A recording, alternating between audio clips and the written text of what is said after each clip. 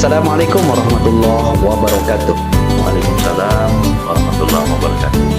Alhamdulillahirrabbilalamin. Wassalatu wassalamu ala asrafil anbiya'i wal mursalin wa ala alihi wa ashabihi ajmain. Segala puji hanyalah milik Allah, Rabb Tuhan semesta alam, yang mencurahkan rahmat dan karunia kepada kita semua. Salawat dan salam kita kirimkan ke haribaan junjungan kita Nabi besar Muhammad sallallahu alaihi wasallam. Alhamdulillah, di tengah-tengah kita sudah hadir pemateri yang sangat luar biasa. Pasti sudah kenal ya dengan Bapak Tengku Haji Budi Darmawan MPD ya, yang sangat luar biasa. Kalau di Aceh Tengah nih ya sebagai dai kondang nih ya, alhamdulillah, masya Allah. Ini aktivitas sehari-hari gimana Pak Tengku? Iya, alhamdulillah ini masih di hari kerja ya. Masih ke sekolah ya, seperti biasa. Kemudian malam itu ada beberapa kadang ada mengisi kegiatan ceramah Ramadan tarawih ya. Tentunya kegiatan ceramah Ramadan ini full nih Pak Tengku ya. Tidak, ada beberapa masjid lah. Ya, alhamdulillah, masya Allah. Nah, jadi sahabat Kias yang dirahmati oleh Allah Subhanahu Wa Taala, Bapak Tengku Haji Budi Darmawan, beliau juga selaku kepala sekolah di MTSN Negeri 4 ya, MTSN 4 Aceh Tengah ya, yang hari ini bertempat di Silih Nara. Ya, jadi bagi sahabat yang ingin, sahabat Kias yang ingin memasukkan anaknya di MTSN 4, ya silakan temui beliau. Tapi kita tanya dulu nih, udah tutup atau gimana nih Pak Teguh? Alhamdulillah untuk gelombang pertama sampai hari ini sudah mencapai 85 siswa. 85. Ya. Kalau kuotanya 100 ada 15 siswa lagi. 115. Oh iya. 100 mungkin yang kapasitas yang bisa kita terima. Iya, oh iya. Berarti kalau 85 berarti ada tersisa 15 kota lagi nih bagi sahabat Kias yang ingin memasukkan anaknya di MTSN 4 Aceh Tengah. Ayo silakan terus daftar gitu kan. Jangan tunggu besok-besok. Takut kita nanti sudah tertutup kuotanya, penuh kuotanya. Ya udah kita tutup nih Pak Tengku ya. Iya, tutup ya. Nah, jadi alhamdulillah sahabat Kias yang dirahmati oleh Allah Subhanahu Wa Taala, hari ini nih kita punya materi yang sangat luar biasa. Yaitu kita ingin tahu nih ciri-ciri orang yang bertakwa di akhir Ramadan itu bagaimana sih sebenarnya. Karena ini memang sangat penting nih sahabat Kias yang dirahmati oleh Allah Ta'ala. Jangan sempat kita dari awal yang disebutkan setiap malam tuh hampir kita dengar tuh la'allakum tattaqun gitu kan. Mudah-mudahan kalian itu menjadi orang yang bertakwa. Tapi kita nggak tahu sebenarnya ciri-ciri orang yang bertakwa itu apa gitu kan. Nah, jadi oleh karena itulah beliau ini hadir di tengah-tengah kita yang insya Allah menemani kita menyampaikan materi ini. Jadi harapannya sahabat Kias harus tahu nih ciri-ciri orang yang bertakwa di akhir Ramadan itu bagaimana. Nah, jadi lanjut saja kita berikan waktu kepada Bapak Tengku Haji Budi Darmawan MPD. Kepada Bapak Tengku kami persilahkan dengan hormat. Iya, baik. Terima kasih. Menarik memang ini bercerita tentang takwa ya. Kita pahami yang mudah dipahami bahwa takwa itu kan taat ya kepada Allah, melaksanakan segala perintahnya dan meninggalkan segala larangannya ya. Ada beberapa tempat sih dalam Al-Quran itu yang menjelaskan ciri orang yang bertakwa ya. Kemudian yang mungkin mudah kita pahami, tapi saya ingin bercerita juga. Artinya kenapa terinspirasi nih pagi ini bercerita tentang ciri orang yang bertakwa di akhir Ramadan ini. Jadi kemarin malam itu ada satu jadwal di salah satu menasah ya. Jadwal kedua sih, karena malam kedua, kemudian dilanjutkan malam ke-19 ya kemarin malam. Saya melihat banyak sekali kemajuan itu dari jemaah ya. Maju dalam pengertian apa? Softnya ke ya. depan. Oh iya betul. Yang kemarin itu sampai ke belakang, ini maju ke depan. Nah, gitu ya. Iya. Masya Allah. Jadi atas dasar itu terinspirasi kita ingin mungkin berbagi bahwa ciri-ciri orang yang bertakwa itu selain dijelaskan di Al-Quran itu, kalau melihat di surah Al-Baqarah ayat 2 ya, sesudah alif lam mim itu dzalikal kitabul la raiba fihi hudal lil muttaqin. Al-Qur'an itu diturunkan tidak ada keraguan di dalamnya dan merupakan petunjuk bagi orang-orang yang bertakwa. Betul. Itu kalau di ayat kan berarti mudah kita pahami bahwa orang yang tidak ragu terhadap Al-Quran itu bagian dari orang yang bertakwa ya. Betul. Membaca, memahami. Ya. Maka beruntung orang di Ramadan ini. yang apa namanya khatam Al-Quran. Betul. Ya. Kebetulan ini berbagi nih, mohon maaf tadi ada cerita MC4 nih. Ya. Saya rangsang guru-guru saya, bagi nanti yang khatam Al-Quran di tanggal 25, sebelumnya kan ada edaran itu tanggal 25 terakhir masuk sekolah. Betul. Kemudian ada edaran kedua tuh hari ini. Nanti japri saja. Jaringan pribadi saya, insya Allah saya berikan reward khusus kepada guru. Jadi tadi sudah ada yang khatam 2 guru ya. Masya Allah. Tinggal reward dari kita yang nanti insya Allah kita memberikan. Ini kira-kira hadiahnya apa nih Pak Tengku? Ada spesialnya? Spesial. Kayaknya harus diomongkan nih. Jadi bagi seluruh kepala sekolah harus bisa beri reward nih ya bagi guru-gurunya supaya ada stimulus gitu Pak Tengku ya. Ada kemajuan ya, insya Allah. Baik, saya lanjutkan kembali. Kemudian di ayat kedua itu kan jelas juga ya, alladzina yu'minuna bil ghaibi. Bil ghaib, ya orang yang beriman bertakwa itu yang beriman kepada yang gaib. Kemudian sederhana berikutnya wa yuqimunas shalah. Nah, mendirikan sholat, ya kan? Ya. Ini. Jadi orang yang bertakwa itu kita harapkan apalagi ini di akhir Ramadan tadi bercerita sobnya sudah makin maju ya. Nah, memang baru bisa kita ukur ternyata di awal Ramadan itu orang ketika mengisi masjid itu memang satu kewajaran ya, karena kan Allah berikan reward luar biasa ya. Yang wajib ibadah dikerjakan pahalanya berlipat ganda. Kalau yang sunat seperti yang wajib ya. Jadi orang tertarik ya, seperti itu ya. Nah hendaknya di akhir Ramadan itu terus bertahan, jangan sampai maju ya. Kaleng-kaleng Ramadan itu juga senantiasa diisi, dijalankan, diisi, dan juga sampai di akhir Ramadan itu nilainya. Ini kalau kita lihat mungkin pendapatan kaleng Ramadan itu bisa di akhirnya menurun ya. Kalau yang pertama itu ada satu daerah saya baca itu sampai 2 juta. Nanti tiba-tiba malam keduanya 1.900.000. Nanti tinggal 1.000. Ya kita tidak menyalahkan sih, sebenarnya memang kebutuhan ekonomi ini kan. Iya, betul. Orang menjelang Idul Fitri ya. Gitu. Jadi mungkin maliyahnya itu kalau dia tidak atur betul-betul ya ke sana dampaknya ya. Iya, betul. Tahu juga dampaknya kosongnya itu karena jemaahnya juga kosong. Iya, jadi seharusnya hadir 50 orang, malam itu tinggal 15. Iya, secara otomatis kan berkurang gitu. Jadi wa yuqimunas shalah ya, mendirikan sholat 5 waktu itu merupakan bagian dari ciri-ciri orang yang bertakwa. Nah, kemudian di ayat berikutnya tuh wa yuqimunas shalah wa mimma razaqnahum yunfiqun, dan menafkahkan, menginfakkan sebagian rezeki yang Allah berikan kepada mereka. Nah, ini kita luar biasa juga menyangkut menginfakkan, berbagi. Ini kita yang di Kementerian Agama, mungkin ada instansi lain ya, ormas Islam lain ya, itu kita cukup terharu sejak di di hari-hari menjelang nuzulul Quran sampai di akhir ini banyak sekali nih ya instansi itu berbagi. Berbagi, ada menyantuni anak yatim ya. Ini jadi yang belum ini silahkan nih 2-3 hari ini ya. Betul.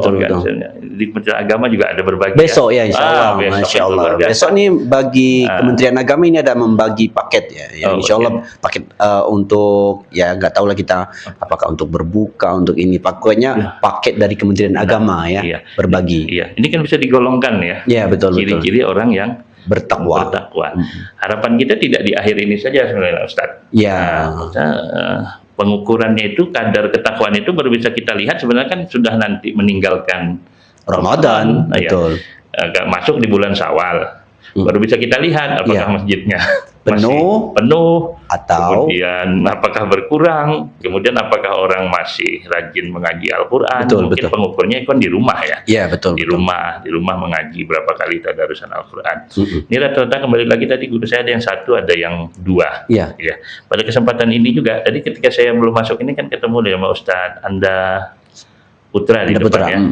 Nah, saya teringat, ini perlu saya sampaikan bahwa dulu ketika kita tugas di Gunung Bukit, yang satu komplek dengan komplek Muhammadiyah, ada sosok yang luar biasa, almarhum Awan Ali Jadun. Iya. Informasi dari sumber yang terpercaya, menyangkut Al-Quran ini sampai 6-7 kali beliau khatam. Dalam 1 bulan. Dalam 1 bulan. Dan itu juga diiyakan oleh Tengku Anda. Ya, Anda putra. Sebagai putranya ya. Ya. Itu luar biasa. Nah, begitulah. Jadi kalau kita terus mengaji Al-Quran nanti di akhir Ramadan ini keluar kita, ini kan bagian dari ciri orang yang bertakwa. Ada yang melaksanakan sholat sunat tasbih, pagi kan menambah ibadah selain ibadah wajib ya. Sholat sunat rawatib yang mengiringi sholat fardu, qabliyah maupun ba'diyah. Malam harinya, saya pikir ini di Ramadan orang banyak sekali nih yang melaksanakan qiyamul lail. Betul. Kalau mungkin dipancarkan Allah dari setiap rumahnya itu terang benerang. Betul. Luar biasa. Nah, apakah itu bisa bertahan sampai di akhir Ramadan ini? Mudah-mudahan lah kita akan seperti kalau itu bertahan ya sampai nanti di bulan Syawal orang rajin bersedekah, membantu sholat berjamaah, mempererat hubungan silaturahim. Nah, itu berarti ciri-ciri orang yang bertakwa. Sudah melekat pada diri kita. Tapi yang tidak nyamannya ketika itu hilang, Ustaz. Masjid tidak lagi berisi ya. Kaleng-kaleng Jumat, mungkin Jumat ya ada kesempatan kita mengisi bersedekah, itu menurun ya. Itu mohon maaf sepertinya nuansa atau nilai Ramadan itu kurang melekat pada diri kita. Belum lagi menyangkut tentang bahasa, karakter ya. Karena di bulan Ramadan kan kita itu mencegah berbahasa mencela, sombong. Ketika itu nanti muncul lagi di luar bulan suci Ramadan, berarti kita masih gagal.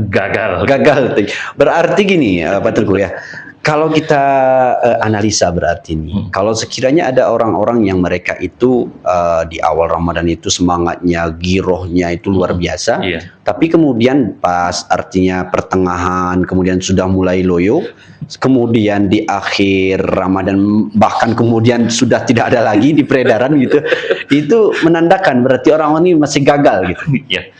Untuk mengukur kegagalan memang kan kepada Allah Jalla ya. Tapi secara kasat mata seperti itu ya. Untuk di dunia seperti itu. Artinya maunya kan kita itu dalam konsep katanya seperti dalam keterangan Ad-Durrun Nafis itu An-Nafis itu dari orang Kalimantan yang pernah lama di Mekah.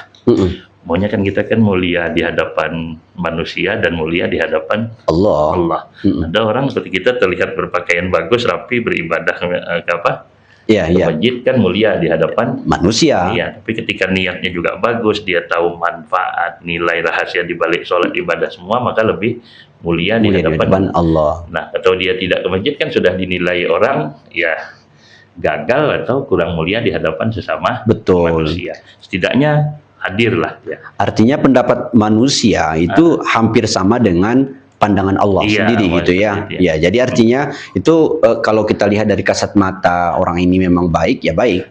Betul. Karena ada dalam satu riwayat tuh Pak Tengku yang saya mungkin juga lihat ya, bahwasanya ada jenazah yang lewat tuh kan.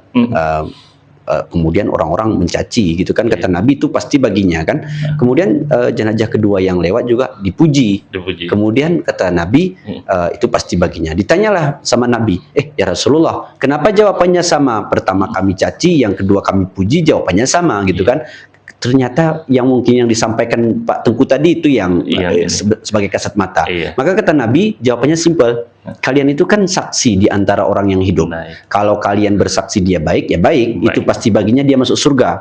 Kalau dia itu buruk, berarti dia itu pasti akan masuk ke dalam neraka. Artinya yang disampaikan oleh Pak Tengku tadi itu memang luar biasa. Kasat mata kita itu bisa menilai, pandangan Allah itu pun juga sama gitu kan. Tapi memang penentunya itu adalah hati, dan itu di hati kita gitu kan. Namun kalau secara kasat mata, ada orang yang tadi yang kita lihat yang di awalnya itu luar biasa, Pak baca Al-Qur'annya pun luar biasa, ditambah dengan infaknya, ditambah dengan sholatnya, tapi di akhir-akhir Ramadan nggak sampai start atau garis finish. Itu yang sangat kecewa kita ya.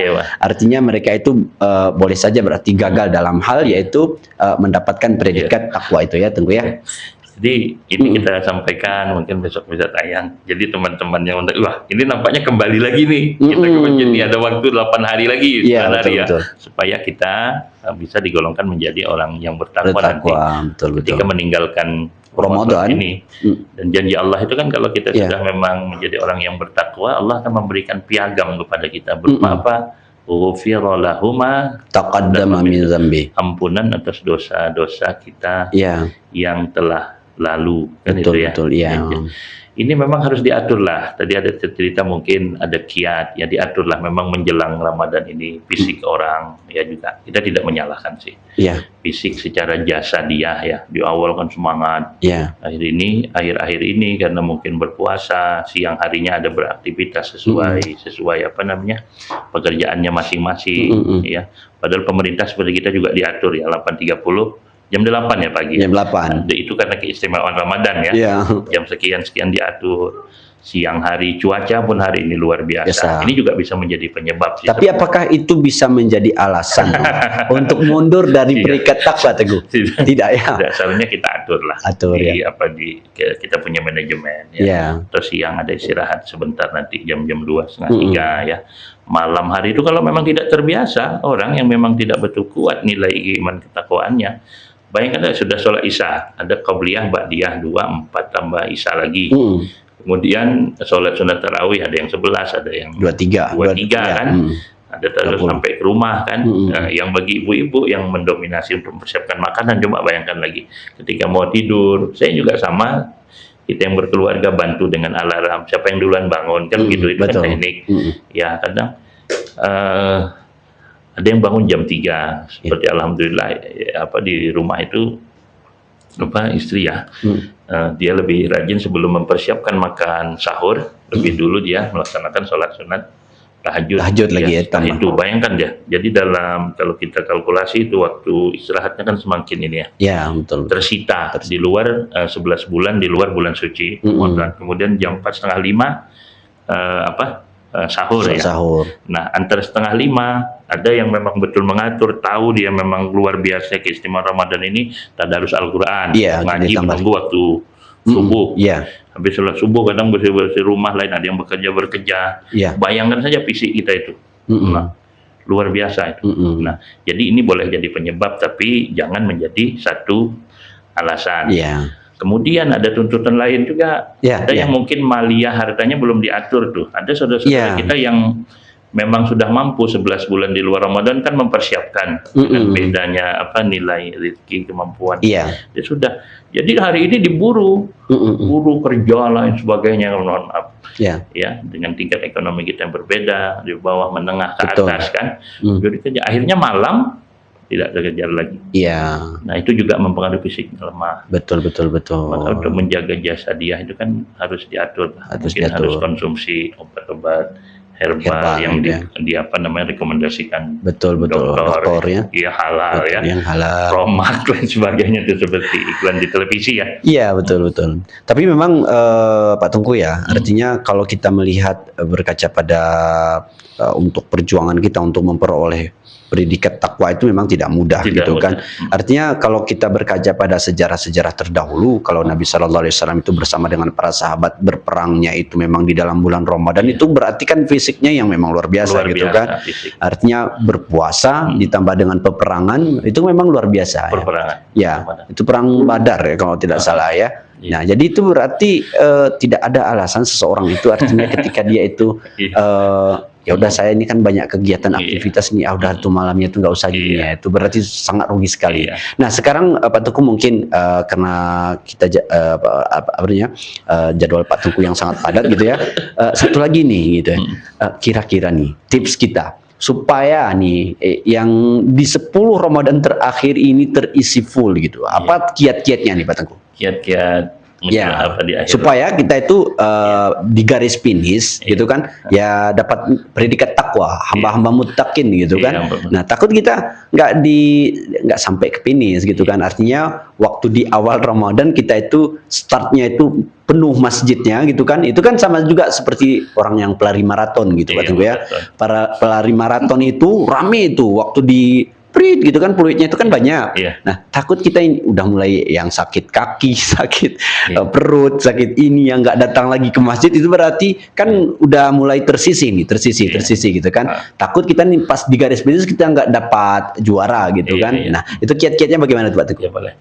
Baik, kalau yang untuk kita ya di luar yang bersangkutan, mungkin penceramah ini menjelang ini terus memberikan sedikit pencerahan ya tentang hikmah-hikmah fadilah di akhir Ramadan. 10 Ramadan ya. Karena kita memang itu masuk di babak final ya. Nah, sedangkan yang orang-orang saudara-saudara kita yang muslim ya, itu tadi diatur betul-betul lah jadwal kegiatan sehari-hari ya, supaya memang beribadah di malam hari pun bisa terkejar, memenuhi kebutuhan hidup rumah tangga menjelang satu Syawal ini ya. Betul. Jangan terlalu juga terpengaruh tentang dunia, ingin itu terlalu nafsu ya. Qanaah saja saya pikir merasa cukup atas segala nikmat yang Allah berikan. Jangan nanti kita terlalu dipaksakan, hari ini sudah dapat rezeki 2, tambah 3, pakaian tambah 3, akan tidak habis-habisnya. Dan itu semakin menempatkan kita bukan menjadi orang yang bertakwa. Dijelaskan bahwa seperti dalam tafsir Imam Fahrul Razi dalam Ar-Razi itu, kemudian Dr. Muhammad Quraisy Shihab, Muhammad Ali As-Sobuni, dijelaskan kalau terlalu nafsu dia makin jauh malah. Karena orang yang berpuasa itu adalah orang yang bisa mengendalikan hawa nafsu. Jadi jangan terlalu ini kali. Jangan terus membandingkan, ada orang kayak kenapa Pak Ustadz ya bisa ini, kan itu dalam Islam istizraj ya. Istizraj kan hanya menguji saja mungkin dari waktu. Jadi diatur, jangan terlalu nafsu sekali lah saya pikir. Diatur kesehatan lain sebagainya ya, betul-betul dimantapkan. Insya Allah Allah akan memberikan hidayah lah kepada kita, kekuatan, sehingga kita kalau memang kita berniat betul-betul, insya Allah kita bisa memakmurkan masjid, menasah ya. Kemudian yang mungkin tadi, walaupun ini sudah di penghujung, itu bercerita karakter ya juga ya. Orang bertakwa itu karakternya ya harus baik ya, jangan sombong, berkata lemah lembut lain sebagainya. Mungkin itu saya Ustaz. Ya, Masya Allah, Masya Allah. Nah, jadi sahabat QS yang dirahmati oleh Allah Subhanahu Wa Taala, untuk memperoleh kita itu predikat takwa, salah satunya tadi disebutkan bahwasannya kita itu harus menjaga jadwal sehari-hari kita. Artinya ibadah kita itu jangan sempat tertinggal gitu kan. Nah, tadi disebutkan juga hawa nafsu kita juga harus kita posisikan. Jangan sempat nanti artinya kita itu seperti orang yang ingin memuaskan diri selesai Ramadan. Nabi pernah bersabda, sahabat Qiyas, ini sebagai pamungkas nih ya, kata Nabi SAW, raja'na ilal jihadil asghar ila jihadil akbar. Kita baru saja, katanya setelah peperangan Badar tuh, kita baru saja pulang dari perang yang sangat kecil menuju perang yang amat besar. Para sahabat bertanya, bukannya perang ini udah besar ya Rasulullah? Mana lagi perang yang lebih besar lagi selain daripada perang sekarang ini? Maka kata Nabi SAW, perang yang amat besar itu adalah perangmu melawan dirimu sendiri. Wah, gitu kan, hawa nafsu tadi ya, pakaian kita dan lain sebagainya itu harus kita jaga gitu, dan makanan kita dan lain sebagainya. Masya Allah, Alhamdulillah, sahabat Qiyas yang dirahmati oleh Allah Subhanahu Wa Taala, ini kami ucapkan terima kasih banyak kepada Bapak Tengku Haji Budi Darmawan MPD yang luar biasa memaparkan materi hari ini. Semoga sahabat Qiyas yang dirahmati oleh Allah Taala bisa mengamalkan dalam kehidupan sehari-hari, dan insya Allah terus kita itu perjuangkan diri kita dalam memperoleh predikat takwa itu. Demikian sahabat Qiyas yang dirahmati oleh Allah Taala, kami undur diri terlebih dahulu dan kami mengucapkan wabillahi taufiq wal hidayah. Assalamualaikum warahmatullahi wabarakatuh.